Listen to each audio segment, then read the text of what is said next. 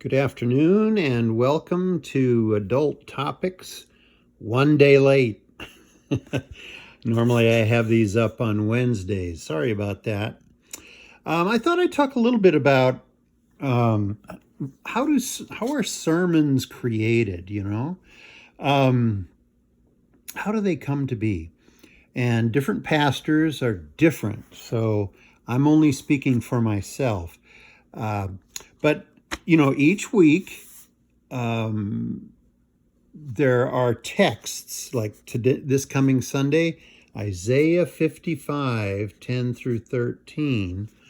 And then here is what Isaiah had to say.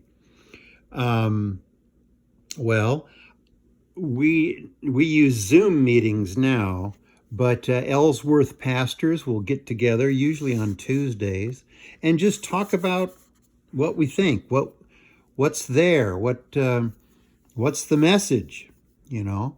So it kind of starts out as collaboration. I didn't pick the text; others chose it years ahead, by the way. And these texts are used in Presbyterian, Methodist, Lutheran, Catholic services. So, yeah, there's just a lot of agreement on where to focus. And it's the life of Christ is the main focus of the year. And you just have different texts to kind of get at that. So you start with a text. And then the hope, the prayer, is that if not the Old Testament, then in the gospel text, there'll be something for the people, something for us, to help us out. Now, once before, I have shown you this book, the synopsis of the four gospels. I think it was back in Lent. And the nice thing about this one is that in many cases, like this is the baptism of Jesus, all four Gospels tell that story. So very conveniently, you can lay them next to each other in this book and see how the different Gospel writers approached it. Yeah, so that's kind of another stage of development is seeing if more than one Gospel writer picked it up. Now, and then I have a series of what are called commentaries. And I don't know what I used to think. I used to think, I guess, pastors just came up with sermons out of thin air. But commentaries are there to help anyone who's asked to write a sermon, And commentaries are a gathering together of wisdom, usually written by one or more people, but they refer to the past. They have access to the past. They've been studying these things, many of them, their entire lives.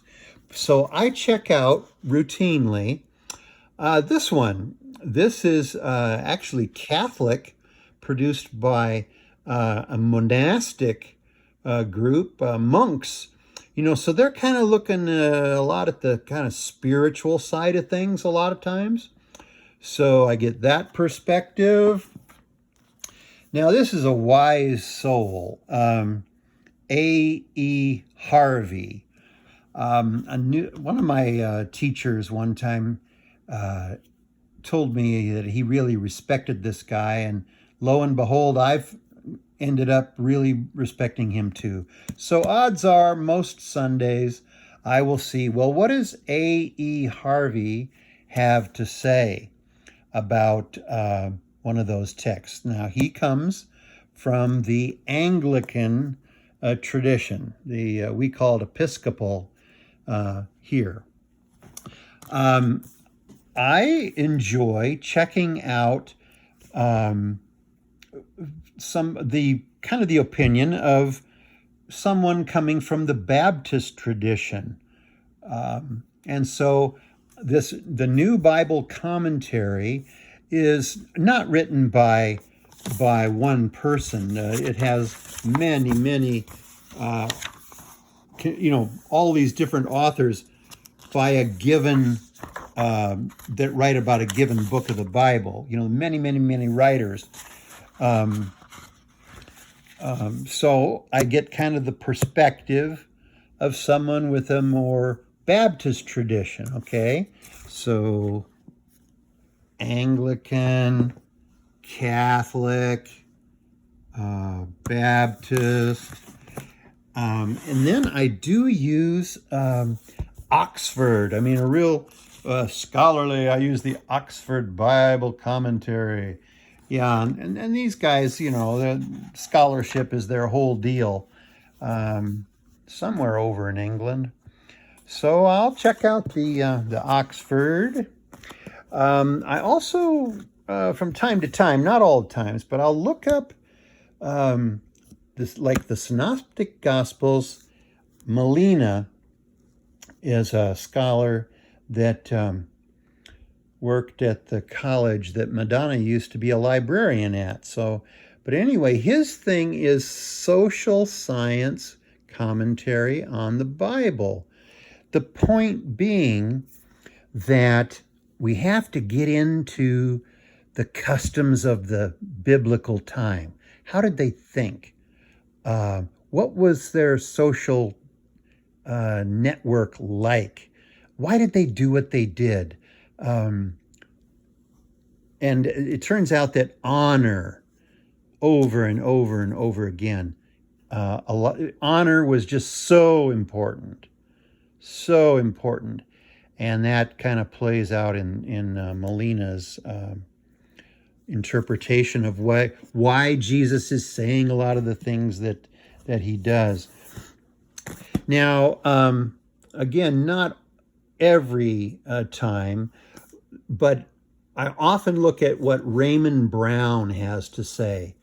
Raymond Brown was maybe the greatest trusted biblical scholar of the last century. He died, I think, in the 90s. But Raymond Brown, yeah, just massive, massive scholarship and wisdom, you know. So I will oftentimes check out what Raymond Brown has to say.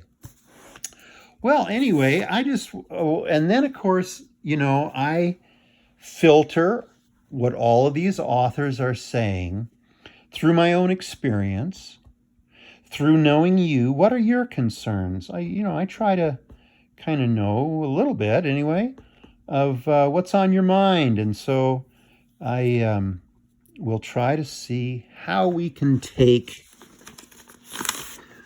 the ancient Word of God and see what it was saying back then to the people then, and then also what it's saying to us today.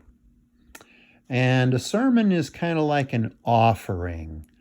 I present it to you, and I guess the old rule, take what you like and leave the rest, is kind of what it's like on the receiving side. And then God speaks to us inwardly, outwardly, you know. What God does with it is another whole story that has a lot of mystery to it. But yeah, so sermons. And by the way, the listener, the one not speaking, has as much to do with whether a sermon is helpful or not. Yeah, how you listen.